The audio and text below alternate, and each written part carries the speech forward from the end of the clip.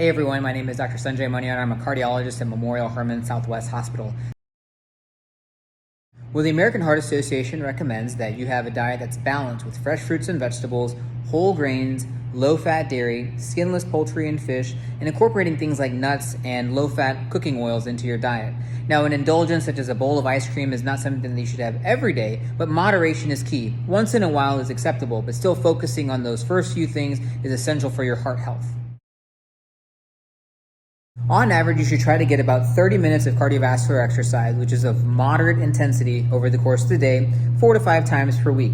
Now, the key part about this is that not all 30 minutes have to come at any given time. So even between Zoom calls, dropping the kids off, or trying to pick up dinner, you can get 10 minutes here and there and incorporate that into 30 minutes over the entire day. As far as it relates to cardiovascular health, so much of cardiovascular disease is related to prevention. And so the short-term decisions that we make as far as what we consume actually will drive the long-term outcomes of our cardiovascular health in the long run.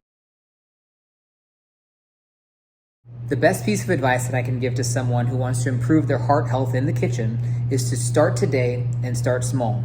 Rather than trying to throw away everything that's unhealthy in the kitchen and going out and buying everything brand new, focus on what's today for dinner, what's tomorrow for lunch. Make a better decision singularly, because it's the single decision that we make today that improves our cardiovascular health tomorrow.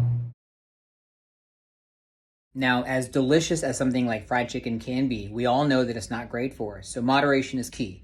Instead of frying in the household, try baking, broiling, or sauteing some of your meats and vegetables.